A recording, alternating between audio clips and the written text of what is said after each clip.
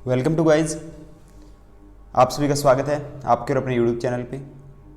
तो friends, RRB PO and clerical के लिए जो 80 डेज लेफ्ट है अपने पास, डेली टारगेट की भी बात करेंगे और फर्स्ट अटेम्प्ट में जो लोग अभी भी स्टार्ट करें प्रिपरेशन, उनके लिए भी कुछ ना कुछ इस वीडियो में ज़रूर आपको मिलेगा। तो वीडियो को शुरू से लेकर अंत तक देखिए और लाइक शेयर जरूर कीजिए। और कोई भी डाउट है, कोई भी क्वेरी है तो कमेंट बॉक्स में कमेंट जरूर कीजिए। और बहुत सारे कमेंट मेरे को मिले थे टेलीग्राम पे और मैसेज मेरे को मिले थे व्हाट्सएप पे कि सर 80 डेज प्लान वीडियो बहुत जल्दी लेके आइए ताकि हमें जो है वो बूस्ट हो सके और प्रिपेयर कर सकें। और बहुत सारे स्टूडेंट्स से मुझे ये भी क्वेरीज मिली है कि सर लास्ट ईयर की ज्वाइनिंग अभी तक कोई नहीं हुई है, तो क्या इस साल प्रिपरेशन करें या ना करें, नोटिफिकेशन आएगा नहीं आएगा। देखिए, नोटिफिकेशन आएगा क्योंकि आरआरबी ने जो डेट मेंशन कर रखी है कि 1 अगस्त को अपना आरआरबी पीओ प्रीलिम्स का एग्जाम होना है। तो अपने को यही मानना है कि 1 अगस्त को अपना एग्जाम है। 1 अगस्त को एग्जाम क्यों मानना है? क्योंकि अगर 1 अगस्त को एग्जाम मान के प्रिपेयर करेंगे तो 1 अगस्त तक अपनी जो प्रिपरेशन है प्रीलिम्स एग्जाम और मेंस एग्जाम की वो लगभग कंप्लीट हो जाएगी।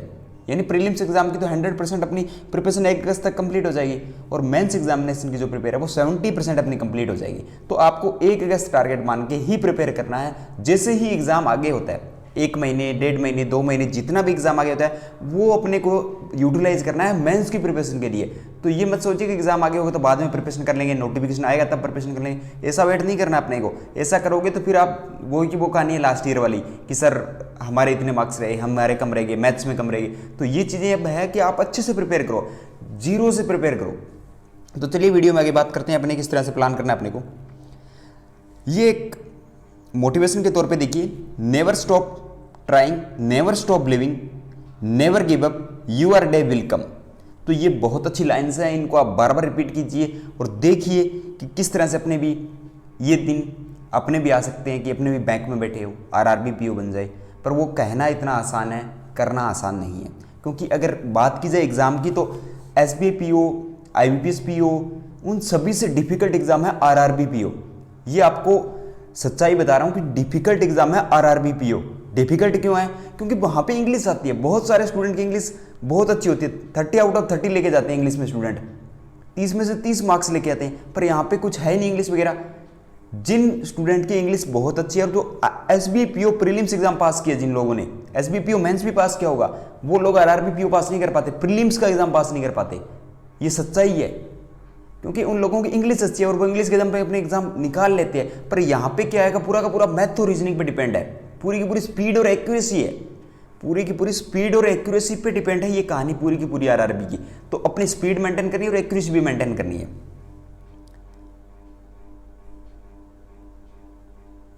देखिए, ये डेट्स है जो आपको पता है सभी को, पर जिसको नहीं पता वो एक बार देख लीजिए। मैंने मेंशन कर दिया यहाँ पे 1 अगस्त से आपके आरआरबी के एग्जामिनेशन स्टार्ट है प्रीलिम्स के, और मेंस के एग्जामिनेशन देखिए सितंबर के अंदर आपके लगे हुए डेट पे। तो पीओ प्रीलिम्स के लिए जो दिन बचे हैं आपके पास 80 डेज, 80 दिन ही आपके पास बचे हैं। और जो आपका मेंस है उसके लिए आपके लमसम 100 डेज आपके पास बचे हैं, क्योंकि आपका एग्जामिनेशन जो मेंस है वो सितंबर के अंदर होना है। ये आपका देखिए एग्जाम पैटर्न है कि रीजनिंग, न्यूमेरिकल एबिलिटी दोनों के अंदर आती है। 40-40 का आपको पता ही है। कंपोजिट टाइम 45 मिनट्स का मिलता है, तो ये एक बार आप देख लीजिए अगर नहीं पता है तो। और ये आपका मेंस का सिलेबस है, तो मेंस का सिलेबस भी आप देख लीजिए। आगे दोनों की बात करूंगा, प्रीलिम्स प्लस मेंस किस तरह से प्रिपरेशन करनी है उसके बारे में। तो ये एक बार आप देख लीजिए कि सिलेबस अगर आपको कहीं पे नहीं मिले तो आप यहाँ से देख लीजिए। और ये ग्रुप अगर आप ज्वाइन करना चाहते हो तो कर सकते हो, कोई भी फोर्स नहीं है आपके साथ। आप ज्वाइन करना चाहो तो कर सकते हो। यहाँ पे 25 स्टूडेंट्स जो है, लिमिटेड सीट्स है, वो बहुत जल्दी पूरी होने वाली है। तो आप अगर इस ग्रुप को ज्वाइन करना चाहते हो तो आप कर सकते हो। ये पेड ग्रुप है, इसके लिए आप व्हाट्सएप पे मैसेज कर सकते हो और इसी के साथ टेलीग्राम पे भी मैसेज कर सकते हो। टेलीग्राम का लिंक डिस्क्रिप्शन में दिया हुआ है। और जीए के लिए अगर आप आरआरबी पीओ प्रीलिम्स और पीओ मेंस की प्रिपरेशन एक साथ करना चाहते हो, डेफिनेटली आप जॉब लेना ही चाहते हो 2020 में, तो ये सबसे बेस्ट जीए के लिए अफेयर क्लाउड्स के पीडीएफ लिंक डिस्क्रिप्शन में है। बैंकिंग सक्सेस कोड यूज करके 30 रुपये का डिस्काउंट आपको मिल जाएगा। अब आते हैं अपनी जो मुद्दे की बात है कि आरआरबी पीओ प्रीलिम्स को किस तरह से क्वालिफाई किया जाए और क्या अपनी स्ट्रेटेजी बनाई जाए।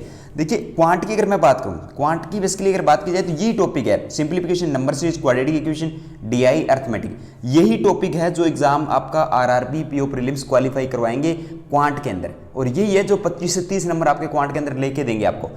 यहाँ पे देखिए अर्थमेटिक के पूरे चैप्टर करने की जरूरत नहीं है।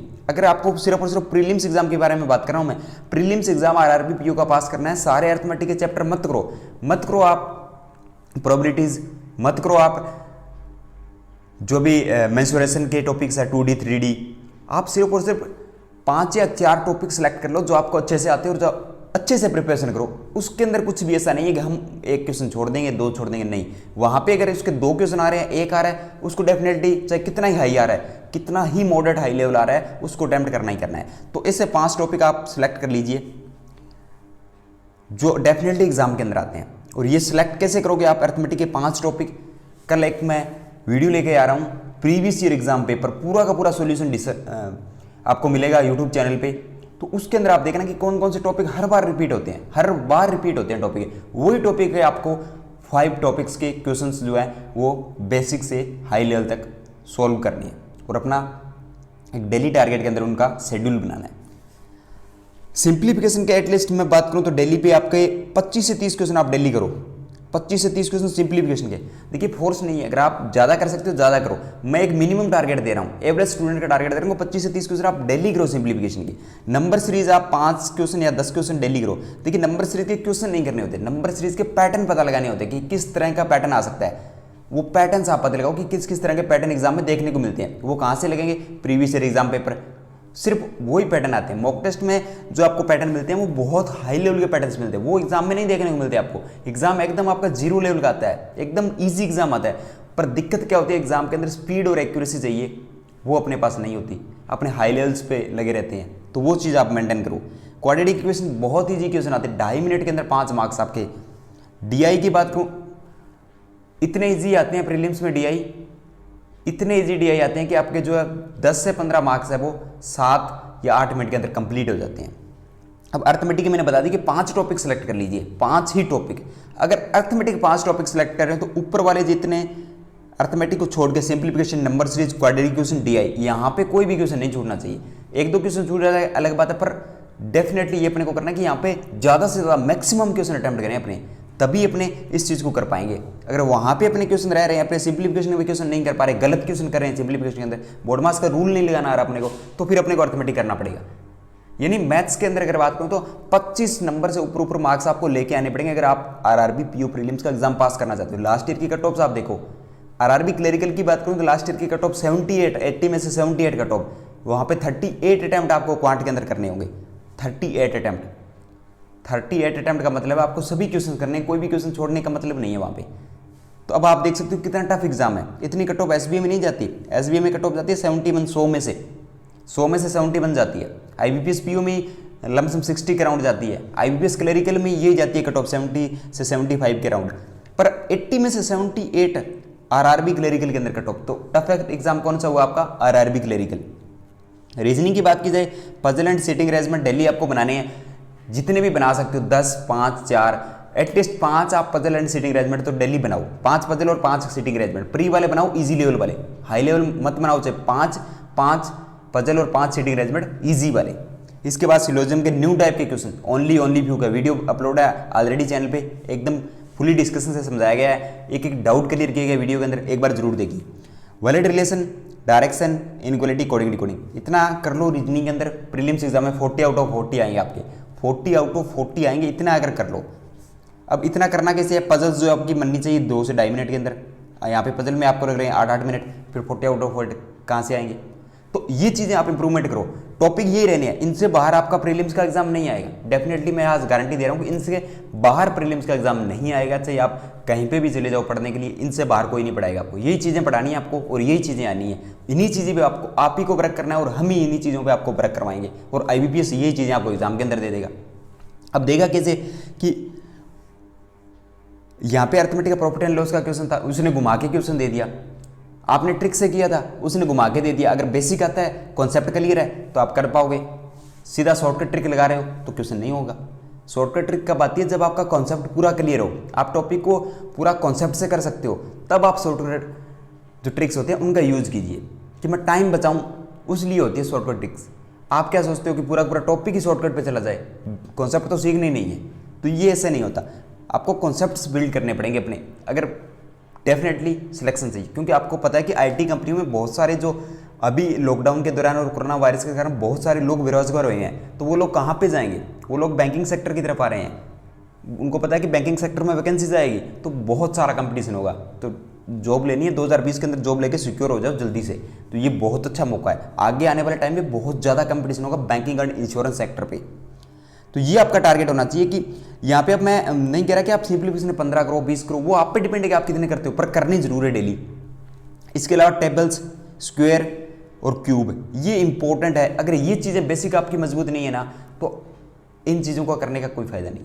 अब बहुत सारे स्टूडेंट ये भी बोल रहे हैं कि सर प्रीलिम्स का तो आपने बता दिया, पर मेंस का भी बताएं। सर 1 महीने का टाइम मिलता है प्रीलिम्स के बाद मेंस में जाने का, उसके लिए भी प्लान है हमारे पास। ये प्लान्स तो आपको चाहे प्रीलिम्स मेंस दोनों की प्रिपेयर करें तो भी आपको करना है।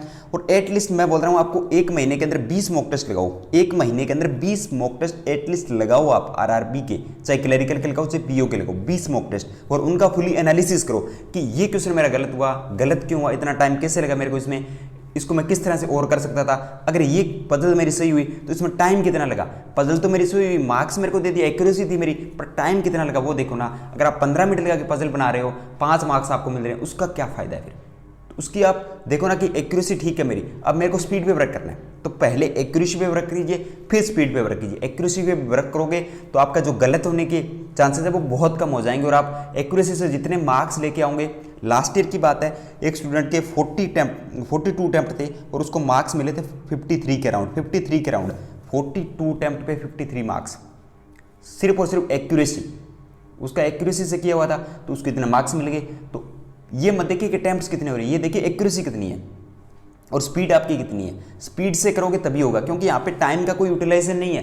45 मिनट कंपोजिट है, आप जब चाहो दूसरे सेक्शन पे जा सकते हो, जब चाहो आओ। आपको यहाँ पे कोई भी कहने वाला नहीं है कि आपके 20 मिनट पूरे हो गए रीजनिंग के, आप चलो मैथ पे, ऐसा कोई भी नहीं है। आपको खुद को मेंटेन करना पड़ेगा। जब आप मॉक टेस्ट लगाते हो तो आपको ये देखना कि पहले मैं रीजनिंग को अटेम्प्ट कर रहा हूँ 20 मिनट में, उसके बाद मैं क्वांट पे जा रहा हूँ। तो ये आप जब मॉक टेस्ट लगाते हो उस टाइम स्ट्रेटेजी बनाओ कि मेरे को पहले क्वांट करना है, पहले रीजनिंग करनी है, कितने मिनट में करनी है, और वही स्ट्रेटेजी आप एग्जाम में फुल करो। अब बहुत सारे स्टूडेंट ये गलती करते हैं कि यहाँ पे जो मॉक टेस्ट लगाते हैं उसमें रीजनिंग पहले करते हैं, और जब एग्जाम देने जाते हैं वहाँ पे क्या करते हैं, क्वांट पहले करते हैं। तो वो वेरिएशन करते रहते हैं, वेरिएशन के चक्कर में उनका जो है वो फॉलो होता है कि पहले रीजनिंग करनी है 20 मिनट, उसके बाद क्वांट करना है, वो और टूट जाता है। तो ये चीज़ आप मत कीजिए। एक ही वे में आप कीजिए कि पहले आप 2-3 मॉक टेस्ट अल्टरनेट लगा के देख ली कि एक बार मैंने रीजनिंग पहले किया, एक बार क्वांट पहले किया। अब देख लीजिए कि किस में मेरा ज़्यादा स्कोर हो रहा है, किस में मैं जल्दी कर पा रहा हूँ, और किस में मेरे स्कोर बहुत ज़्यादा बूस्ट हो रहा है, एक्यूरेसी भी अच्छी आ रही है, तो उसी को आप लेके चले ना आगे, बार बार चेंज करना क्यों। अब देखिए जो मेंस के लिए प्रिपेयर करना चाहते हैं साथ में उनके लिए बता दूं, जीए के लिए मैं सोर्स पहले ही बताता हूं। जीए जनवरी से करना पड़ेगा, जनवरी से लेकर जब तक एग्जाम होगा, जब तक आपका 2020 का जीए आपको करना पड़ेगा। बार बार पूछने का कोई फायदा नहीं कि जीए कितने मंथ का करना है, जनवरी से करना होगा। हाई लेवल पजल अगर मेंस साथ में लेके चल रहे हो तो एटलीस्ट 1 या 2 पजल डेली आप हाई लेवल की पजल्स बनाओ, जिसमें 3 वेरिएबल हो, 4 वेरिएबल हो, 3 या 4 वेरिएबल की पजल चलेगी। 3 या 4 वेरिएबल की पजल आप हाई लेवल की पजल बनाओगे तो आपकी मेंस की प्रिपरेशन साथ साथ होती रहेगी। हाई लेवल के डीआई लास्ट ईयर के एग्जाम की बात करूं तो मेंस एग्जामिनेशन में सारे के सारे डीआई आपके मिसिंग डीआई थे। वहाँ पे कोई भी टॉपिक बेस्ड डीआई नहीं था आपका, वहाँ पे सिर्फ उसे परसेंटेज, रेशियो, इन पे बेस्ड डीआई थे, और वो moderate to high level difficult DI थे, और वो भी ट्रिक की डीआई थे। अगर आपकी समझ में आती है चीज़ें तो आप डेफिनेटली करके ले जाओगे। समझ में कब आएगी, जब इनकी प्रैक्टिस करोगे। तो वहाँ पे आरआरबी के अंदर अभी तक जो है वो कोई भी टॉपिक बेस्ड डीआई किसी भी एग्जाम में नहीं आया अभी तक। सिर्फ और सिर्फ आपके ये परसेंटेज, रेशियो, इसी पे डीआई पूछे जाते हैं, और वो मॉडरेट डीआई होते हैं। वो आपके समझने की बात है कि आप उसको समझ कितना पाते हो। ट्रिक की डीआईज होते हैं वो, तो उनके लिए आपको जो कॉन्सेप्ट बिल्ड करने पड़ेंगे, आपको बहुत सारी प्रैक्टिस करनी पड़ेगी डीआई, तब वो चीज़ें आपकी समझ में आएगी कि हाँ ऐसे करके ऐसे चीज़ें होती है। तो प्रीवियस ईयर के जो डीआई है, हमने 2-3 डीआई आपको करवा रखे हैं ऑलरेडी, और भी सीरीज अब स्टार्ट करने वाले हैं हम। तो ये चीज़ें आप फॉलो करते रहिए यूट्यूब पे, तो आपको बहुत ज़्यादा बेनिफिट होने वाला है। तो ये जो मेंस की प्रिपरेशन साथ में कर रहे हैं तो वो ये चीज़ करें कि एटलीस्ट 1 या 2 पजल डेली और 1 या 2 डीआई डेली करें। और जीए जो आपका डेली रूटीन का वो जनवरी से आप पढ़ने स्टार्ट कर दीजिए, चाहे आप वीकली पढ़िए चाहे मंथली पढ़िए। आपको पूरा का पूरा पीडीएफ सब्सक्रिप्शन मैंने बता दिया, फिर क्लाउड से आप ले सकते हो। तो ये आपके लिए बहुत ज़्यादा बेनिफिट लेने वाला है। तो ये आपका 80 डेज का प्लान है। 80 डेज के अंदर इतनी प्रिपरेशन कर लो कि आपका प्रीलिम्स एग्जाम तो चुटकियों में निकल जाए। और अगर एग्जाम आगे होता है तो अपने को 1 मंथ या 2 मंथ का जितना भी टाइम मिलता है उसके अंदर अपने मेंस की प्रिपरेशन और कर लेंगे। प्री प्लस मेंस दोनों इतने अच्छे से कर लेंगे, अपने को कोई 20 साल अपने से आगे नहीं जाएगा।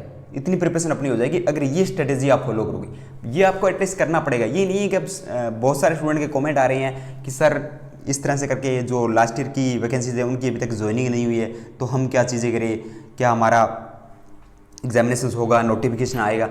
भाई आरआरबी ने नोटिफिकेशन के लिए तो डेट दी है, उन्होंने बोला कि 1 अगस्त को मैं आरआरबी पीओ प्रीलिम्स का एग्जाम कंडक्ट कराऊंगा। ये तो कोरोना वायरस आ गया तो थोड़ा सा एग्जामिनेशन डिले हो रहे हैं, नहीं तो एग्जामिनेशन जो ऑन डेट पे चलेंगे। और आरआरबी भी बहुत आगे है, आरआरबी के लिए अगर देखा जाए तो अभी 80 दिन पड़े हैं, 80 दिन के अंदर डेफिनेटली बहुत स्थिति के अंदर सुधार होगा। अभी तक हो भी चुका है और अब आपने देखा भी होगा, प्रीवियस वीडियो में हमने बताया था कि जो पब्लिक ट्रांसपोर्ट है उनको भी स्टार्ट करने की बात हो रही है और बहुत सारे स्टेट है कोरोना मुक्त हो रहे हैं, तो ये एक अच्छी खबर है। और इंडिया के अंदर जो रिकवरी रेट है वो लगभग 30% के करीबन जा रहा है, स्वस्थ होकर लोग घर पहुंच रहे हैं कोरोना वायरस को हरा के, तो ये भी एक अच्छी खबर है।